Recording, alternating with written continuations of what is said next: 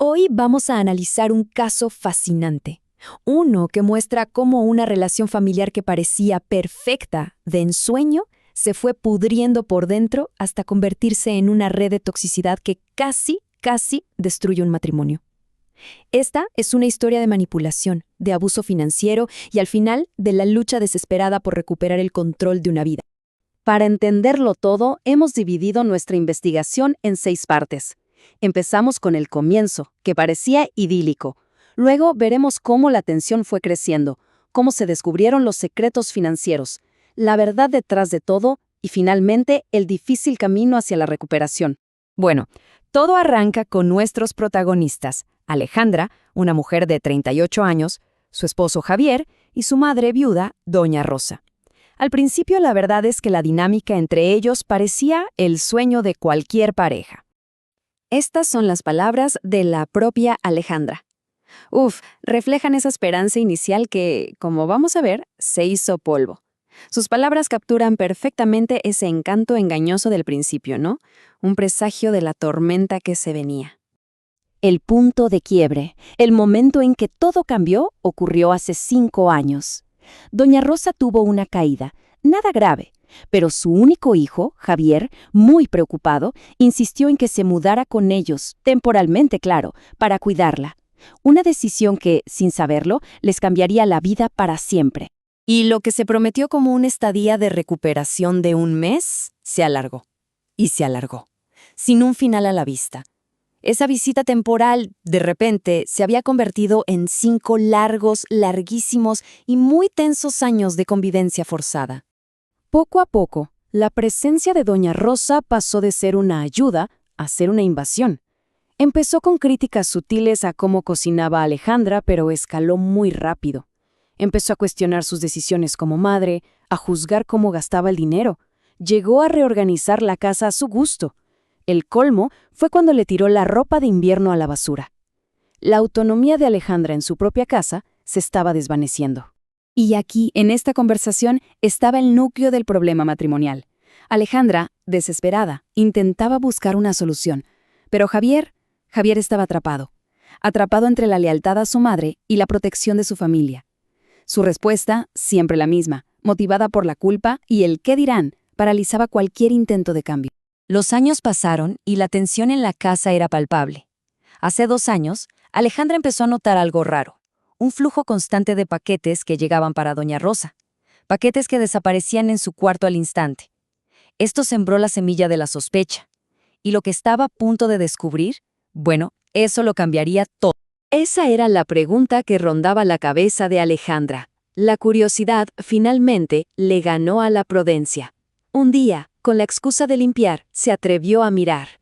La escena era simplemente desconcertante. Cientos de artículos nuevos, ropa, zapatos, joyas, todo con las etiquetas puestas, acumulando polvo en un escondite secreto. Era una compulsión oculta a plena vista. Las compras eran alarmantes, sí, pero no eran la pieza más importante del rompecabezas.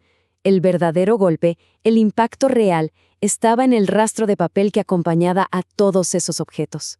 La cifra era asombrosa, 30.000 euros, gastados en secreto durante 2 años y cargados directamente a la tarjeta de crédito de Javier. Este descubrimiento, una forma clarísima de abuso financiero, dejó a la pareja en un estado de shock total. Y esta fue la justificación de Doña Rosa cuando la confrontaron. En sus palabras, no había ni una pizca de remordimiento, sino un inquietante sentido de merecimiento, una desconexión total con la realidad del daño que había causado. Un rasgo, por cierto, muy clásico en ciertos patrones de manipulación. Pero la historia no terminaba ahí, para nada. Al revisar los extractos del banco con más detalle, Javier encontró otra cosa, otra anomalía. Un patrón de pagos que apuntaba a un segundo secreto, uno todavía más preocupante.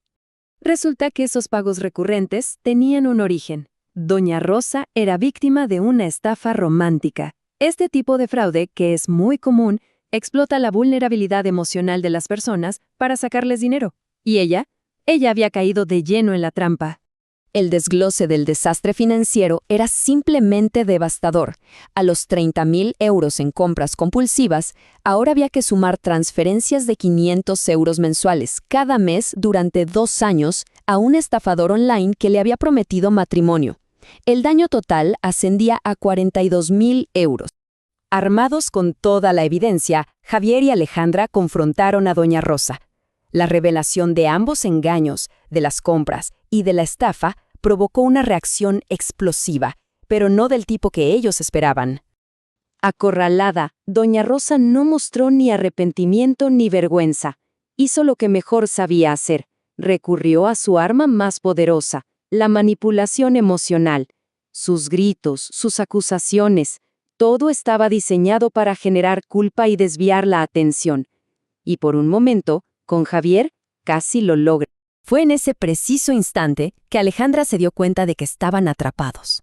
Atrapados en un ciclo tóxico imposible de romper solos.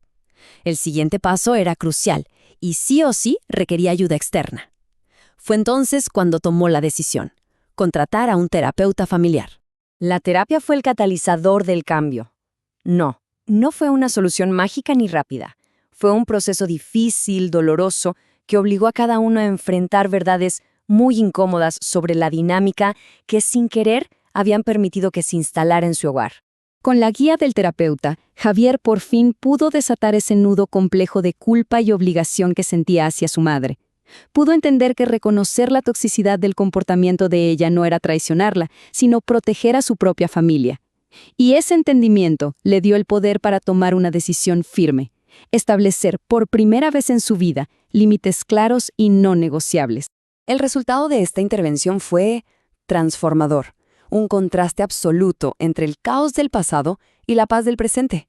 Con doña Rosa viviendo en su propio apartamento, la pareja recuperó su hogar, su autonomía, y comenzó el largo proceso de reconstruir la confianza y fortalecer su matrimonio. La lección fundamental que Alejandra sacó de toda esta terrible experiencia fue una revelación.